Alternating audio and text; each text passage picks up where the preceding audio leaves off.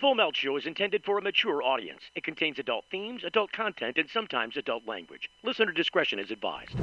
The Full Melt. Are you high? What are you talking about? This is the Full Melt. Give me a break. The Full Melt Show. A marijuana discussion about news, culture, politics, and lifestyle. FullMelt.com. Toll free. 844-420-TALK. 844-420-TALK.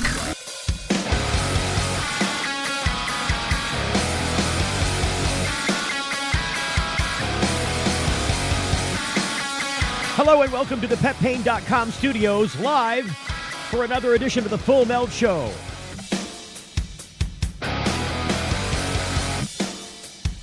Man, oh man. Stuff just keeps stewing around the country in the world of cannabis. The news is thick like thieves, I'll tell you. It seems never to commence, stop commencing. Sometimes it's fun to go the long way around a point. Never to commence, to start commencing. To stop commencing in this case. Look, the thing that's funny is that even the press is picking up on this now. That the idea that cannabis is going to be a major part of the coming 2016 election. That presidential election is going to be strewn with weed. I mean, every corner and turn that you make, there is going to be news being made about cannabis. And I just, to me, it paints a strange smile on my face. Because it was just only a short time ago when you would say marijuana, people would just cringe. They'd be like, oh, you're one of those guys. I'm going to be over here while you're over there. No, you stay over there. Don't follow me. I'll be over here. You be over there. That guy said marijuana. And to me, it's just strange. I mean, it's just, it's a very odd thing. So, I think that when you look at something as big as the presidential election, and the number of people who are going to be drawn to... See, this is what the whole monkey wrench in the gears is for political candidates. Because before, cannabis was a subject that they ran from. I mean, they just hightailed it for the hills. There was the occasional admission throughout history to dismiss it from the issue of about whether, your background as a presidential candidate. I mean, they asked candidates... was Clinton the first guy that they asked? It might have been that he was the first one that they point blank asked about marijuana. I don't think they ever asked the Bush Sr. about marijuana. I don't think they asked Carter about marijuana. I never remember this coming up. Ford, Nixon. Well, of course not Nixon. But I don't remember this being a big subject with regards to questioning the presidential candidates. What have you smoked weed in the past? What do you think about pot? Clinton was like, I did. I tried it. I didn't inhale. I never tried it again. So, and I was in college. Like that was the preface for the entire answer. But the idea is that since then, presidential candidates have handled this the same way. Well, I did or I didn't try it. And then they walk away from that subject. And the press seems to be satisfied. But that is a thing of the past, is it not? Because if you look at this in the news in the coming cycle, there is no way that these presidential candidates have a way of avoiding this subject. Now, Mrs. Clinton, has all of the answers made already. I mean, I suppose... I mean, she's told you about what she's thought about cannabis here and there, sprinkled it in delicately. She didn't answer this question like her husband did, though, did she? I mean, it's a lot harder to ask her that question after her husband did what he did to her, too. I mean, I'm just saying. That's the first thing you think of is that dress when you look at Hillary. At least it is to me. How can you pull that blue dress out of your head? And so I don't know. I don't know if candidates are going to be asked this. Like, if you don't ask Hillary and you ask the other candidates, I mean, what does that do for your reporting? I mean, you got to ask each of these candidates the same kinds of things. One would think it would apply to all. We would want to know if Hillary used weed just as much as or not as much as we would care if Jeb Bush used weed.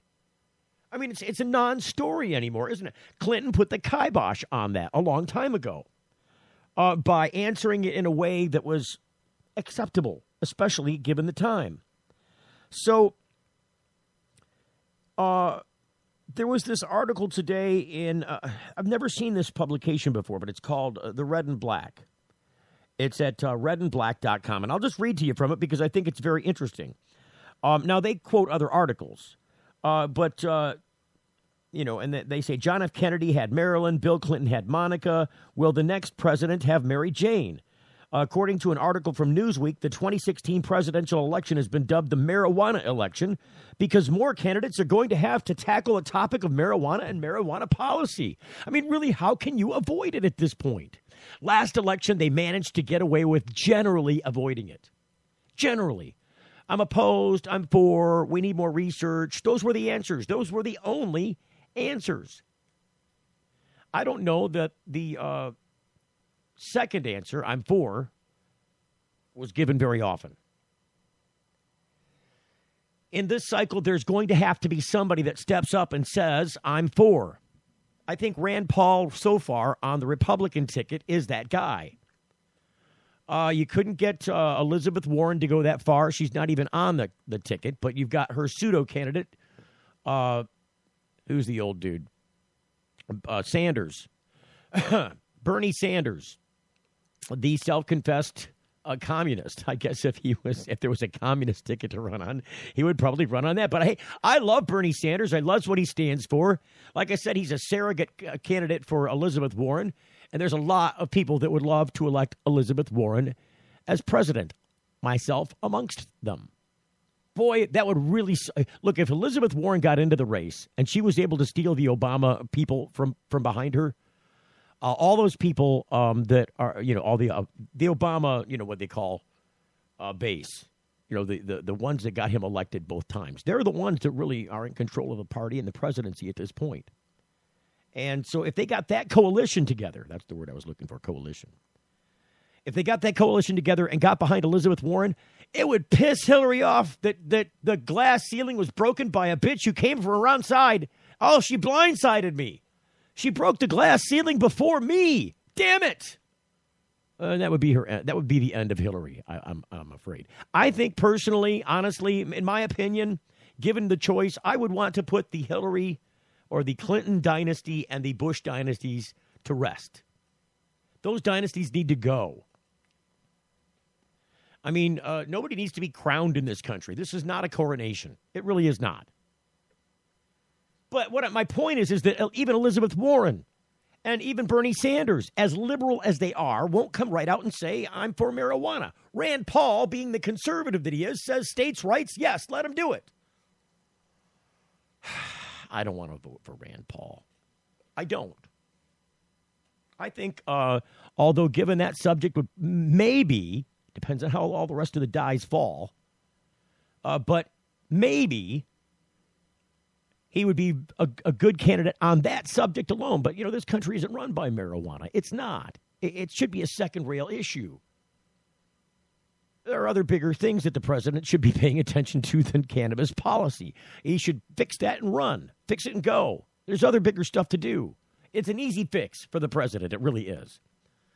So maybe he's good on that, but I think all of the other stuff outweighs that positive, being as big as that positive is. All the negative stuff around Rand Paul, I think, would outweigh that. My opinion. I'm going to tell you my opinion. If you got a different one, express it. We got a phone number for you. It's the Canalock No Smell phone lines. Canalock.com. Call us at 844-420-TALK. Tell me your opinion about this presidential stuff. The story moves on. When it comes to the public opinion, millennials lead the public with 68% of people from 18 to 24 favoring the legalization of marijuana. As far as the general population goes, it goes down to 53%. This is according to data from the Pew Research Center. Now, remember, I told you, and I'll remind you with another story that I'm going to lay on you later on in the show. The data matters. I'll give you a current example of how similar studies would give different results given the people who conducted the studies. There's stories in the news that conflict on the very same subject and cite their own studies. And I'll tell you about that later. But according to the Pew Research Center, 53% of people overall across the country favor the legalization of marijuana. As of right now, marijuana policy is put into the hands of the state, not the national government. Each state varies on the legality or decriminalization of marijuana. For example, if you're above the age of 21 in Colorado, you can legally possess up to an ounce.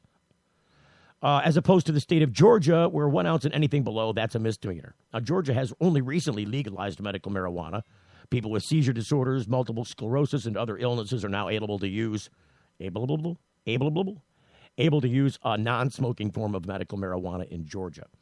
Valerie Martinez, an upcoming third year from Macon, believes that since the states like Georgia are now making changes in their marijuana policies, she thinks that it will be discussed more in this upcoming election. It's definitely a bigger issue than before, Martinez said. I don't think that it will be the biggest issue, but it will definitely be talked about more. And I think she's right. Paul Henry Gurian, I guess it is. Paul Henry Gurian, let's say that again. An associate professor from the Department of Political Science, specializes in areas such as campaign strategy and dynamics. He agrees with Martinez on how much marijuana will be focused on in the upcoming election. I don't believe that the upcoming campaign will focus on this issue, nor should it, I should say. So I don't think the campaign itself will make much difference concerning marijuana legalization, Gurian said. Moreover, Gurian believes that we will probably not see the national legalization of marijuana in the United States for a long time. Quoting him now, I don't think we'll see anything like nationwide legalization for a long time. I expect that many states will continue to keep it illegal. End quote. Matt Mead, an upcoming third year from Dacula, brought up the recent national legalization of gay marriage and related it to the future of marijuana since gay marriage. What about gay marijuana? I want to know about that. What about the gay marijuana? Started out as being state regulated. I think it will follow a similar trend to gay marriage in terms of legalization, where the majority of states will start the momentum and then federal law will deem it legal. Federal law will deem it legal across the nation. Get ready for the coming political cycle. It's going to hit you like a ton of bricks. We'll find out more next on the Full Melt Show. You're getting the Full Melt. Got something to hide? Canalock offers discreet and effective storage solutions that destroy odor, so nobody knows. Canalock is a patented charcoal-activated bag that discreetly stores your marijuana. Canalock is made from the same material as military chemical warfare suits. Get yours at canalock.com. Visit canalock.com to learn more about no-smell technology. Hey, it's Steve Green for the Sweet Leaf in Flint, because now getting safe access to medical cannabis patients in Flint, Michigan is never more welcoming. Presenting the Sweet Leaf, a brand new patient experience, bringing 12 carefully selected caregivers housed in 9 separate offices to distinctly assist you with their knowledge and reputation for excellent patient care. Classes and training coming soon in the large community room. Check it out in person, 400 South Door Highway, or call 810-259-2571. The Sweet Leaf Center in Flint, 810-259-2571. 571.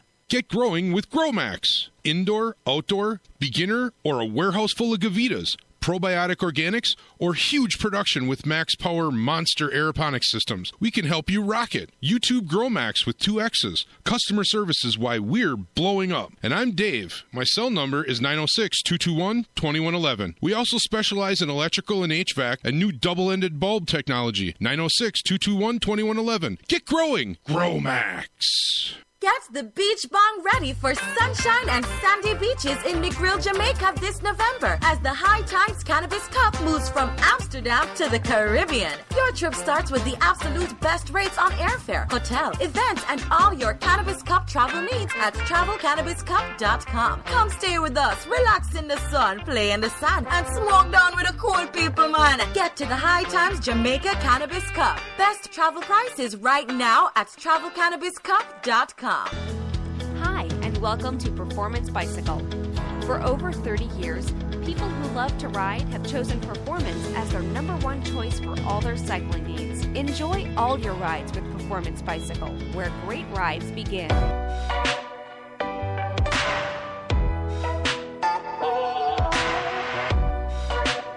It's the Full Melt Radio Show. Radio show.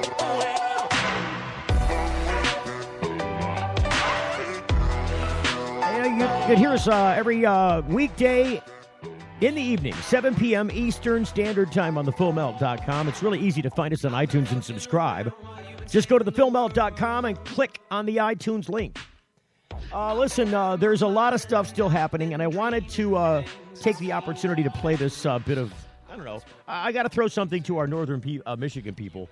If you're in the UP, because we do have quite a few listeners that listen up in the UP area, our friends at Gromax, who do advertising on the program, are putting together a great program up there. And I had this commercial to play for you. Listen to this. The UP Harvest Fest and third annual TLC Gathering is happening Saturday, August 15th at the Coyote Campground in Stevenson, Michigan. Good times, lots of great music, games, and the TLC Cup are just the beginning. It all kicks off at noon with DJ Reckless, then Mick Holiday, Smokin' Joe and the Roach Killers, Chad Saunier, Focus, and the Borderland Blues Band.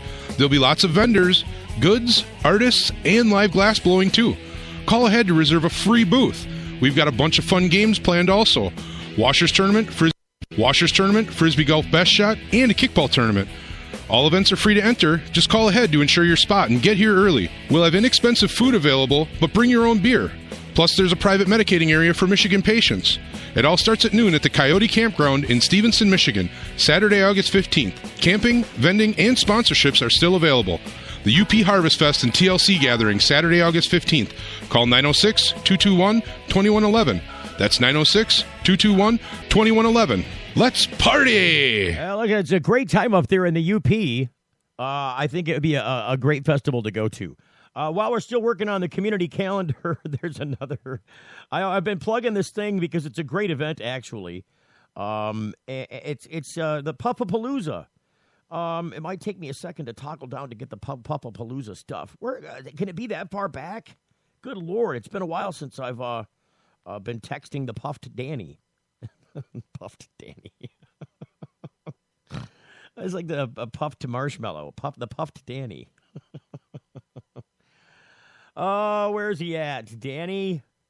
There he is.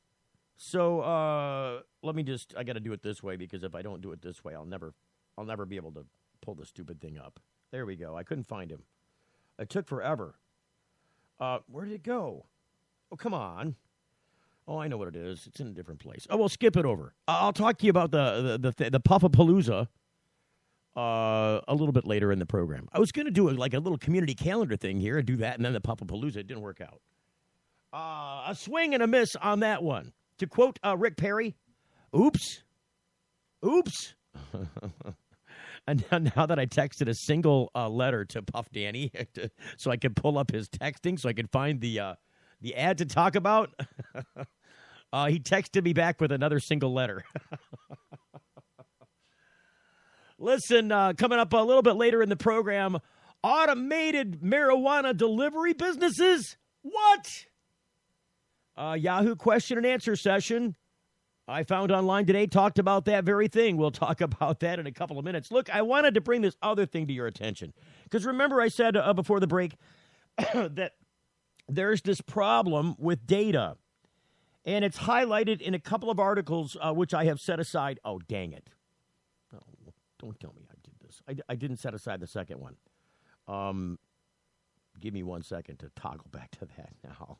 Dang it. I thought I had that set up. So there are a couple of stories today about kids and marijuana in the news. And so I think when you look at, news stories, they kind of tend to form public opinion, I think, based around certain ideas. And when you bring stories to light, make sure this is not the same one. Is this? Let me see, double check here. No, okay, these are the two different ones. So the first one, which now I have pulled up, came out, this from Yahoo Parenting, right? Teens and Marijuana, The Surprising Truth is the name of the article published today. Actually, this was yesterday. Today's the 16th. This was yesterday, the 15th. A new study finds that marijuana... Wait a minute, am I right? No, today's the 15th. I was thinking it was the 16th. No, this was published today. A new study finds that marijuana use has decreased among teenagers while disapproval of the drug is up. That study, released on Monday, found that despite an increased acceptance of marijuana at city and state levels, adolescents' use of the drug, as well as approval of it, is down across the country. The study published, now this is the thing I want you to pay attention to. This was published in the American Journal of Drug and Alcohol Abuse, right? The American Journal of Drug and Alcohol Abuse publishes this story that says marijuana use is down amongst teens. According to the report, the proportion of adolescents aged 12 to 14 reporting strong disapproval of marijuana use initiation increased significantly from about 74 to about 79%. Concurrently, a significant decrease in the past 12-month use of marijuana was observed among younger adolescents. In that 12 to 14 age range, the percentage of those who had used marijuana in the past year decreased from 6% in 2002 to 4.5% in 2013. For older teens, from 15 to 17, disapproval of pot didn't change, but the percentage of teens who had smoked weed in the previous year declined from 26% in 2002 to 22% in 2013. Now, remember, this is a spread of like 11 years. So this is quite some distance. 26 to 22%, that's a smaller figure. It's about a 4% decline, but it is a decline. The study looked at nationally representative data from the National Survey on Drug Use and Health, spanning the period of 2002 to 2013, based on self-reported questions from approximately 500,000 adolescents and young adults. That's 500,000 teenagers, people. With decriminalization, medicalization, and in some places recreational use, and adults no longer viewing marijuana use as an immoral act, we were concerned how it would affect teen use and attitudes, lead author Christopher Salas Wright, assistant professor of the School of Social Work at the University of Texas at Austin, tells Yahoo Parenting. But especially at the middle school age, youth become more disapproving and not more permissive. And certainly this data tells us we don't see a dramatic spike at the national level in terms of marijuana use. As laws across the country continue to change, Salas Wright says more research will be needed into why teen pot use is decreasing and why attitudes are changing, but this data could still have significant implications. It shows, he notes in a press release, that changing laws and policies, quote, have not resulted in more use or greater approval of marijuana use among younger adolescents, end quote. The next step, he says, is to investigate what is causing these changes.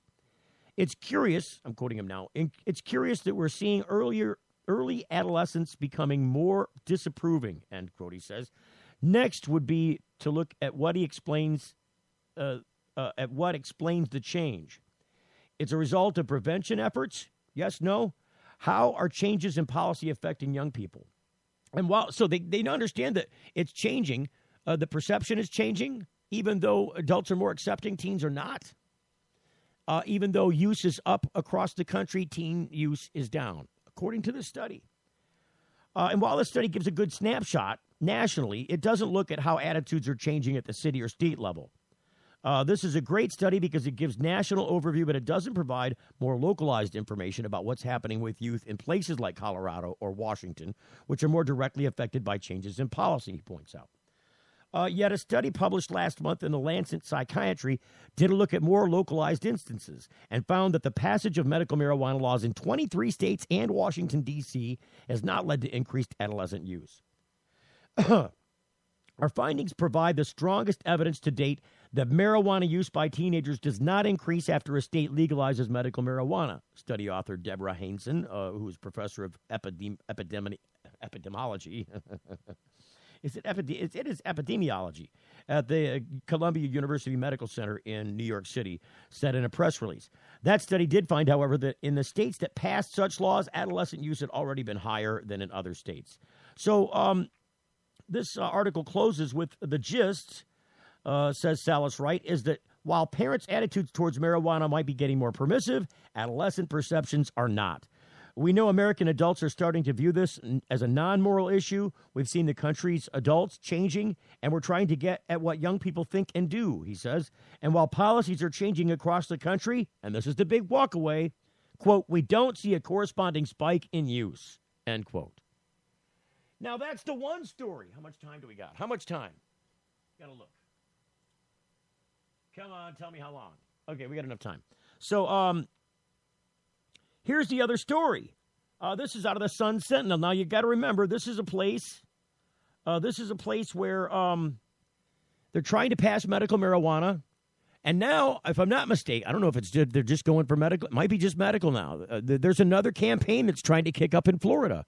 And I think there might be more than one, if I'm not mistaken. This is the new trend.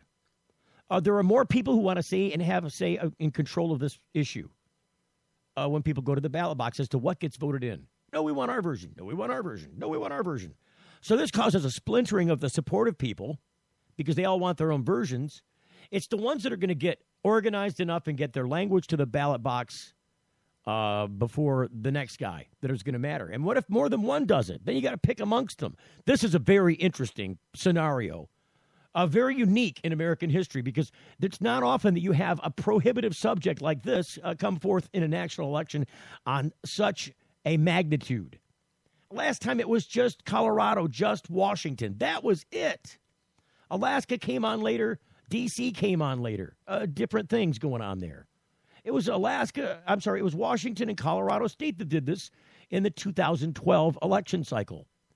You're going to see a cavalcade of marijuana ballot petitions happen in both cities and in states in the next election, and that's what's so interesting about this. But how can you do that and then have different studies that say different things?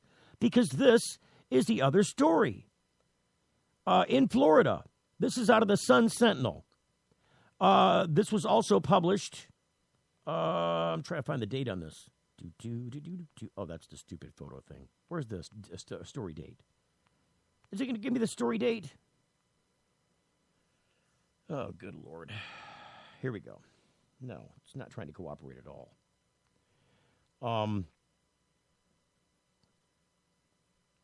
So, geez, what is going on here? Okay, here we go. No, she wants to do that again. Stop it already. Okay, come on. Quit screwing with me, Internet. Now it goes to the dolphin story. See, now that's driving me nuts. It wants to go to a dolphin story in the Sun Sentinel article. But then when I go to this other... Oh, see, that's going to... No, I'm not playing that game.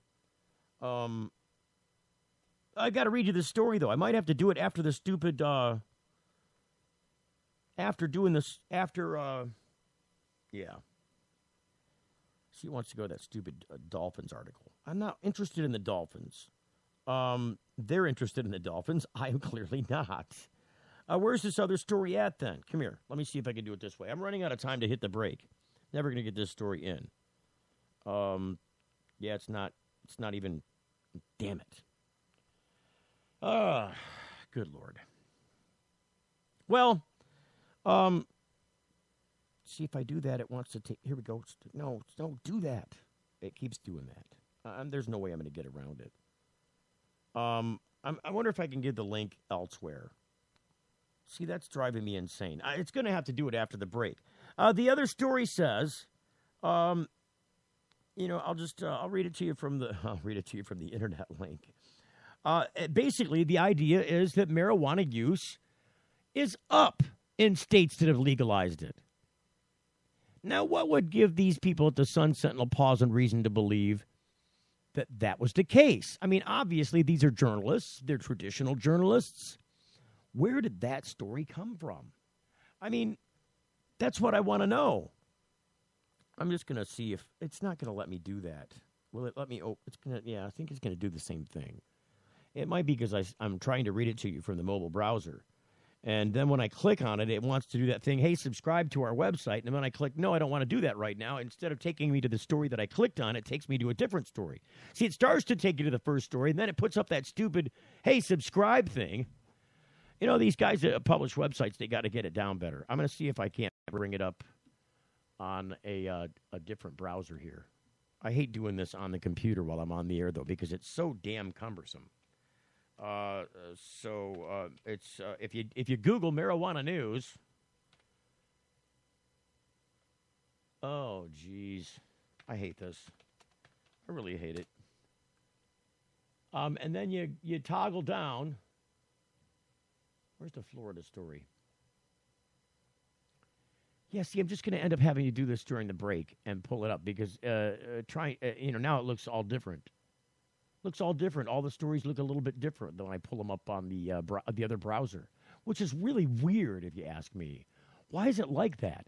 It would seem that the mobile browser and the other browser would be exactly the same, but they don't seem to be pulling up the same stories when you Google the same exact reference terms, which is very weird. Yeah. So that's web. Let's try news. Let's click news, and maybe that's why. It must be.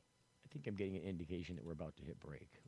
See, I've talked myself through the commercial break. All right, I'm going to have to do it that way. When we come back from the break, da-da-da-da-da, I'll read you the story, da-da-da-da-da, that I found during the break, da-da-da-da-da. I can't wait until the music rolls up, da-da-da-da-da-da. Here we go. Any second now. Start with the commercial break, Mr. Green. We've hit commercial break. I'm going to fade it out as soon as we hit the commercial break music. Play the commercial break music, please. Please play the music. Oh, the music. Shoot me now.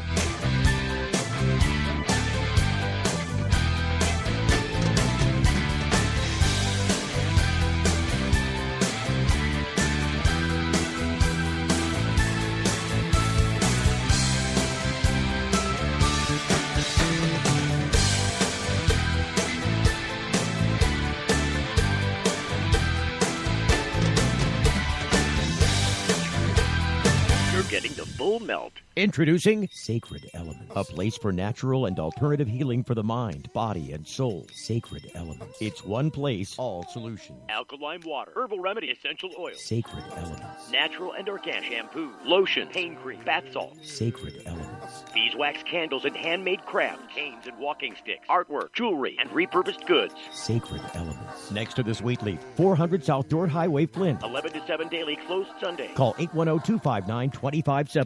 If you're like us, your pets aren't just animals. They're members of your family. Pet Pain CBD hemp oil drops are great for aging as well as active dogs and cats. Some people are apprehensive about hemp treatments for pets. They ask us, what are you smoking? Absolutely nothing, and neither will your pet. Like other hemp-based products for humans, the allure is all of the benefits of cannabis without any of the high. The CBD oil has shown to rejuvenate the bones, joints, brain, stomach, eyes, and heart. And the drops contain absolutely no corn, wheat, soy, artificial colors and flavors, or preservatives. Pick some up today. Visit petpain.com or ask for Pet Pain at your local pet store. Petpain.com. CBD relief for your pet. You know, it's not easy out there, but it can be easier. And when it comes to medical marijuana in Michigan and chronic pain management, Dr. Bob Townsend, renowned for his patient advocacy and deep understanding of how patients and medical marijuana certifications fit together, makes it his hallmark to educate and provide the best holistic treatment for your condition. His knowledgeable staff makes you feel warm and welcome, and Dr. Bob makes you feel well. With locations across the state in Cadillac and Gaylord, Kalamazoo, Marquette, Mount Pleasant, Muskegon, Saginaw, Traverse City, you can't beat the convenience and feeling you get knowing you have someone on your side that cares. Denali Healthcare is on the web at denalihealthcaremi.com. Get answers to your holistic health questions or schedule an appointment now by calling 989-339-4464. Chronic pain management and holistic health answers is what they do. It's all they do. DenaliHealthcareMI.com. Get your certification and peace of mind now by making an appointment with Dr. Bob Townsend at 989-339-4464. Get the beach bong ready for sunshine and sandy beaches in Negril, Jamaica this November as the High Times Cannabis Cup moves from Amsterdam to the Caribbean. Your trip starts with the absolute best rates on airfare, hotel, events, and all your Cannabis Cup travel needs at travelcannabiscup.com. Come stay with us, relax in the sun, play in the sand, and smoke down with the cool people, man. Get to the High Times Jamaica Cannabis Cup. Best travel prices right now at travelcannabiscup.com. Get growing with GrowMax. Indoor, outdoor, beginner, or a warehouse full of Gavitas. Probiotic organics, or huge production with max power monster aeroponics systems. We can help you rock it. YouTube GrowMax with 2 X's. Customer service is why we're blowing up. And I'm Dave. My cell number is 906-221-2111. We also specialize in electrical and HVAC and new double-ended bulb technology. 906-221-2111. Get growing. GrowMax. It's the Full Melt Radio Show. You know, you ever have one of those days where technology just does not, I repeat, not, we'll say it again, not want to cooperate with you. It's one of those days. Puff Danny's Glass Boutique presents Puffapalooza. Admission is $20 to this live music event Saturday, August 8th at the Pine Hollow Golf Club. Music starts at noon. Gates open an hour ahead of time. I don't know if there are any VIP tickets available, but you can certainly talk to Puff Danny down in Wyandotte, Michigan, at his Glass Boutique, 3383 Fort Street there in Wyandotte. For the locals here, if you want to go out and have a great time, there are a lot of vendors. Full bar disc golf and the disc golf tournament on Sunday. It's $10 per person with the cart. A whole bunch of bands out there playing with campsites. It's going to be a blast. Tickets available now at puffapalooza.brownpapertickets.com. That's puffapalooza.brownpapertickets.com. Now, I was telling this, finally I got this thing pulled up, but I couldn't pull it up in the mobile browser, which is what I was referring to it out of. I really don't like to screw with the computer while I'm doing a show. I don't like to read from the computer if I'm reading a piece of a news story or something, because when I do, it tends to screw with the, memory in the computer, or something happens. It can interrupt the broadcast, and I don't like it. It'll make the broadcast stutter and get weird, and the recording's weird, and I can't stand it. It's another one of those things that, if technology's already screwing with you that day, you don't want to mess with it anymore. But I had to go over here because it was already screwing with me in the local browser. So here it is. If Florida, this is, again, according to the Sun Sentinel, who's got a very strange programmer. If Florida legalizes medical marijuana, it could lead to increased pot use by youths, a Florida International University study suggests. I'm going to get the tongue tangle out, too. It's happened in other states that have passed laws allowing marijuana to be used to treat pain, nausea, vomiting, and other medical conditions, according to research led by Lisa Stalzenberg, an FIU professor of criminal justice. During 2010-2011, the most recent year in the study, 9.7% of high school students reported using pot in states that had legalized medical marijuana, compared to 6.8% in states that outlawed it. Do you see how these studies are diametrically opposed? And it's weird because the source of the other article was put together, the study was put together by a group that was looking at the negative effects of drugs in the population. I mean, that's what the title of the group suggests. It's about drug and alcohol abuse, this group. Yet they report the findings in their study say that in places across the country that have legalized marijuana, and generally across the country, they find no increase after asking 500,000 kids, 500,000 of them, I told you. Let's find out if this study tells you how many kids they asked and from whence they asked them. Where did these kids come from? And how many? because I would trust the other story first. It has a much bigger sample. The survey showed that pot use among the youth in states that legalized it has risen since 2004 and has consistently been higher than in states where it is illegal. Well-meaning social policy often has unintended detrimental effects for society, Stolzenberg said. I think recreational use among juveniles increased because the law helped reduce the stigma associated with marijuana use and because juveniles probably have more access to marijuana in states where doctors are prescribing it to their patients. Am I the only one that gets bugged by these diametrically opposed stories? I mean, they're 180 degrees apart on the same subject. The only difference being the actual studies done and the people conducting the studies or the people reporting on those studies. I think in the case of the drug and alcohol abuse people, they weren't quoting a national study independently done. They were quoting a study that they had commissioned. And I believe that study because one would think if there was an argument to be made about fudging the numbers or asking questions that would beg an answer that would lead to the place that you want to go, if you want to skew the numbers, because that's what a lot of statistic producers do. If you want a certain answer, ask the right question, right? It's not always the what you're asking, but the way you ask it might change the answer. These guys are very clever about this. This is how they make their living. So if there was any argument to be, they would fudge it on the other end to say somehow that this is bad. It's not. These are drug and alcohol abuse people saying drug use nationally has gone down after looking at 500,000 kids. More recently, all the way up until last year, not 2013. So I'll go on with the story. I do not believe that cancer patients should be denied access to a drug that could help them. Likewise, I also believe that adults should have the freedom to use marijuana, she said. Our results do not suggest that an increase in marijuana use is necessarily harmful or that prohibiting it outweighs the benefits to cancer patients and the state economy.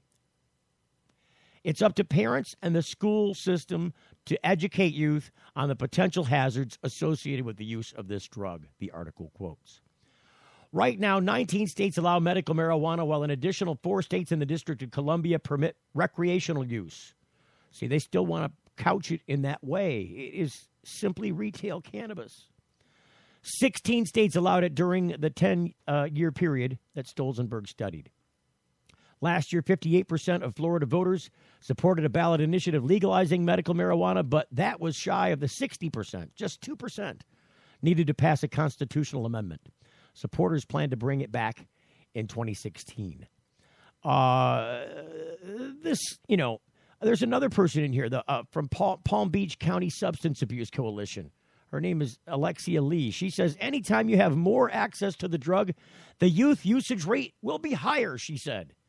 There are some states in the north where you can only buy alcohol from state-licensed facilities, and many of those have lower instances of underage drinking than in states where it is there's more availability. Isn't that really a couched argument for dispensaries, isn't it? Hey, if you got the reason alcohol use isn't higher by kids is because you got to go to a store that's going to card you to get it.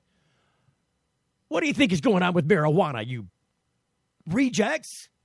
Really? You can't figure this out? Ben Polera of the Miami-based United Care for Pro-Legalization campaign questions the study's conclusions. I would too. Closing the article, he says, he pointed to a study released last month led by researchers at Columbia University in New York that found while teen marijuana use was higher in states that legalized medical pot, this was the case before pot was legal and usage hadn't increased. You see how the numbers can lie to you? It depends on how you couch them. Clever people, these numbers people.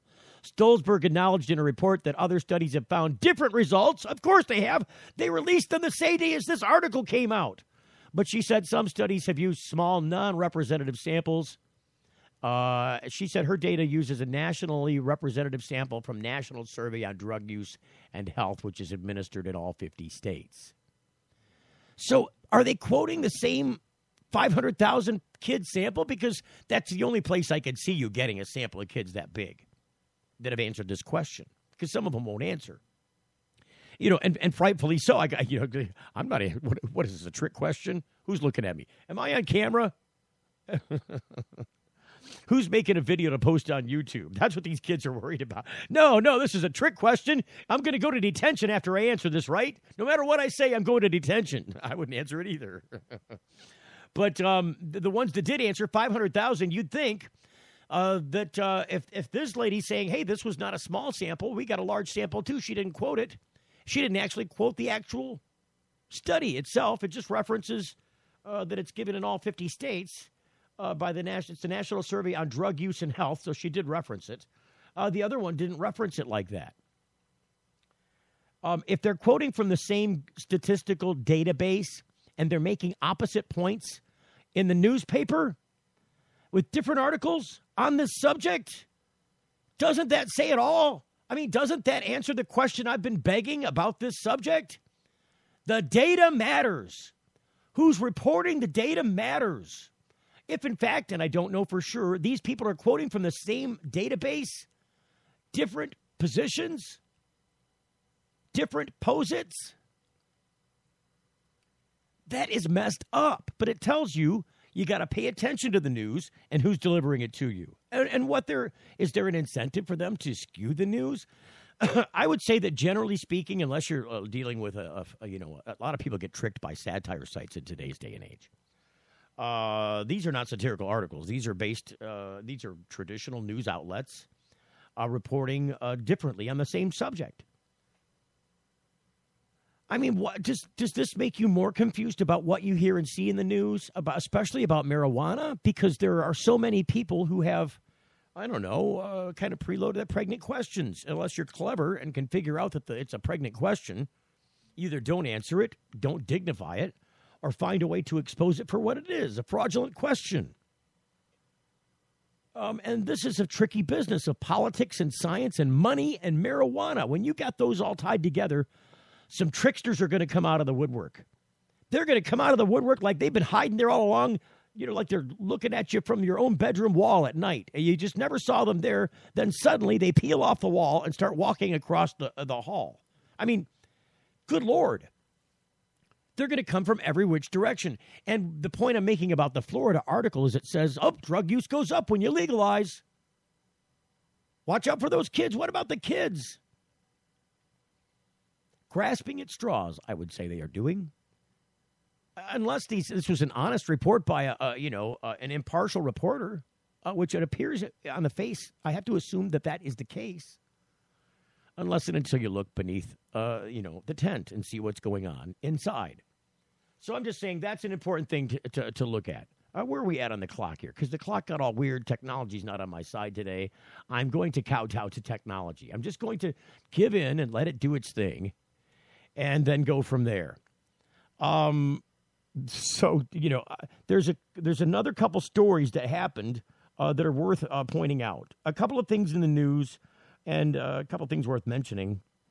I never got to point out the idea that the guy that was supposed to be on yesterday's program, I did mention that he wasn't able to be on. It looks like he will be on next Tuesday. Wait a minute. Next Wednesday. It's next Wednesday. The California guy with water and I don't have his name in front of me. He's from the Board of Water and Public Resources Enforcement. So that's not the exact title of their organization, but it does describe what the entity of government that he works for does. They do this enforcement about water. So he's going to be on next Wednesday talking to Ngaio Belum. He might be popping his head back on the program with some 420 funny. Listen, check local listings for that. And, I guess coming up after the break, I don't know if I can drum up any people that want to talk about this or not, but I think it's an interesting topic all by itself. Did you see the story today that talked about the future? And this was a Yahoo story. If you've seen this story, it was posted on Yahoo Questions or whatever. Is that what it's called? Yahoo Questions? It's actually just Yahoo. But so somebody posed this question and said, hey, these automated cars, how could you stop drug dealers from using autonomous cars for drug delivery? Now, This is the answer. Of course, we don't want meth dealers sending out their products via autonomous Uber or some such thing. But this is really going to be a vast societal problem, is it? The heroin spike that's plaguing our society isn't going to get worse just because we have self-driving cars. So rather than dealing in dystopic hypotheticals, let's turn our attention to legal drug dealing, specifically the medical marijuana industry or just the marijuana industry. States with legal weed or vast, expansive medical marijuana cultures like California already employ large fleets of drug delivery drivers. For the companies that totally legitimate business, autonomous cars could be manna.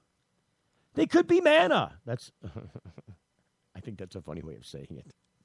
Manna from heaven. If you go to any one of these delivery services, they're running people into the ground trying to deliver stuff, says Josh Friedman, CEO of Caddygo, a Pittsburgh startup that provides apps and technology tools for existing taxi companies. When you talk to these delivery guys, they put on a happy face, but these aren't jobs that people want. Austin Heap, CEO of Popbox, a premium cannabis delivery service in San Francisco, which employs 8 drivers, says it will be tempting to use autonomous cars when they're ready because driving is the most, quote, human capital intensive, quote, side of his company. But he's not entirely sure if it's right for him. The common answer, he says, is yes, it will be awesome. It'll keep fewer cars on the road and will be more efficient. I'm not sure if that applies to a high-touch luxury product. We're farm to table, so being able to connect to people is super important to us. From a tech standpoint, it's crazy interesting, but from a people standpoint, there's a learning curve. There are tons of people who don't trust self-driving cars. Friedman says that autonomous cars would vastly reduce the risks associated with the burgeoning marijuana industry. It's not even just a vehicular danger. Anyone traveling around with $4,000 worth of merchandise, you're a target, and they know where you're going. Even if they're not used to distribute product, autonomous vehicles could save the marijuana industry money and time. Popbox's Heap says, quote, we spend so much time driving to and from farms because they're not in San Francisco. I can't wait until there's an autonomous driving API that I can plug in to handle our back-end logistics. That's going to be awesome.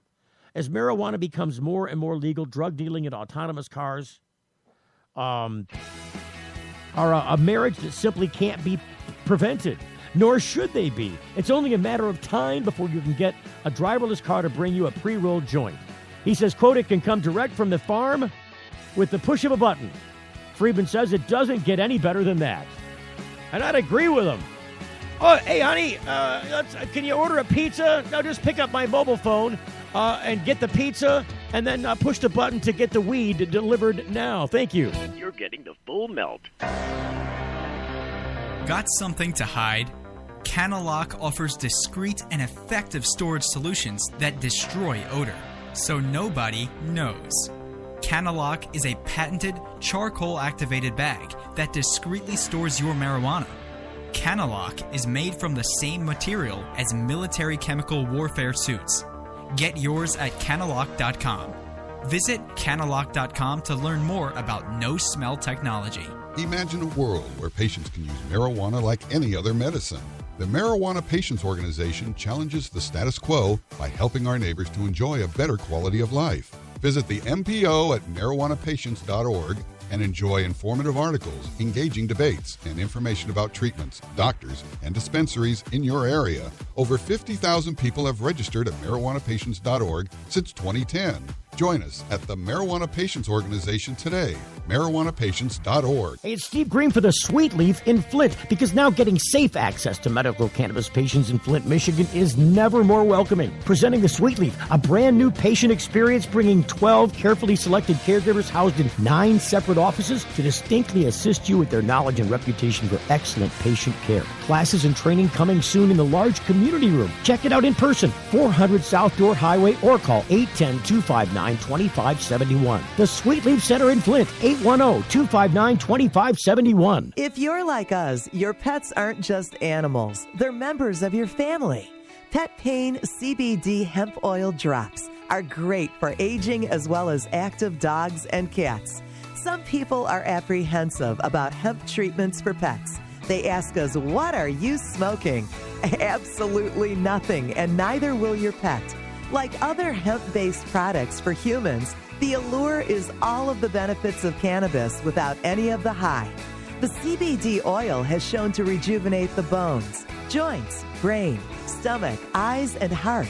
And the drops contain absolutely no corn, wheat, soy, artificial colors and flavors, or preservatives.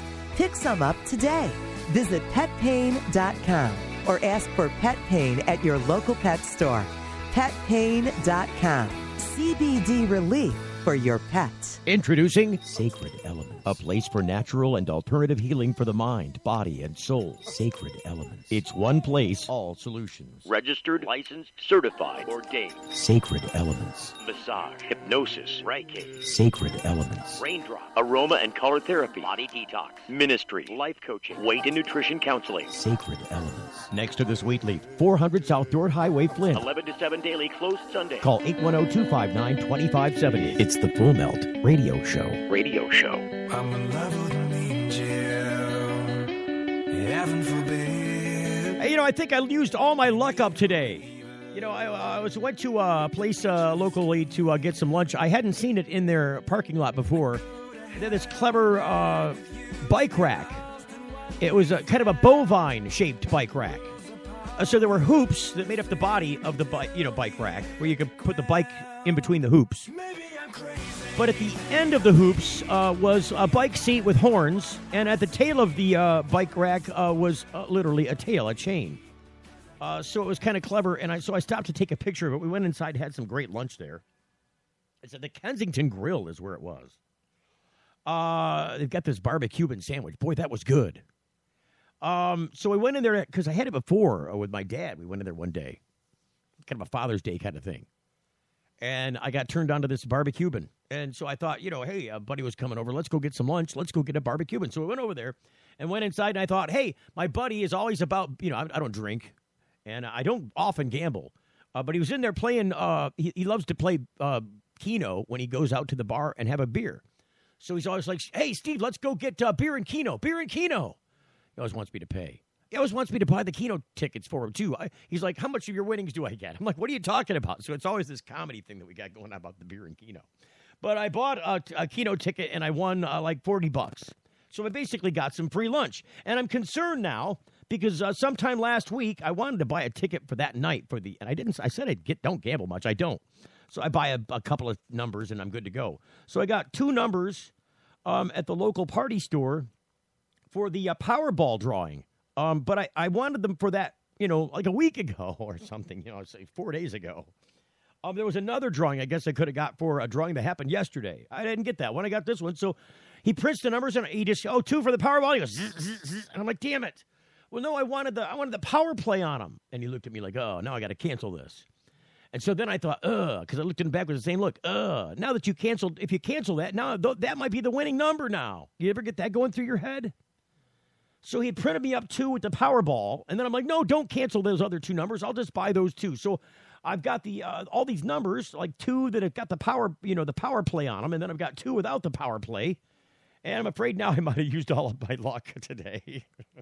Because luck did not exist for me today with technology. I'm afraid I used it all up at the stupid lunch break over the Keno play. Got barely some free lunch out of it. Lunch was still a little bit more than I won. But, it was a good thing. I'm just afraid now it might be a bad thing as Lady Luck goes. I don't know. There was this other crazy story that I thought you might find interest in today. The High Road. A marijuana breathylizer may soon catch people driving under the influence by detecting THC. This story published today at noon. This is by medicaldaily.com. With the growing popularity of marijuana... Oh, God. Are we going to be able to do this? Oh, it'll make me mad. Where's it at? Are we at the end already? We are. With the growing popularity of marijuana for both medical and recreational, it was inevitable the demand for a device that can accurately measure the level of THC in an individual's system has risen as well.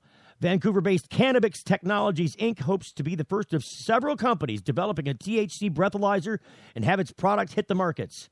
According to the company, the device is based on breath testing technology that will be able to identify recent consumption of tetrahydrocannabinol, THC, the psychoactive element of cannabis. Other hopefuls in the race create a THC breathylizer include LifeLock Technologies, Inc., and a Washington State PhD student with a professor working together.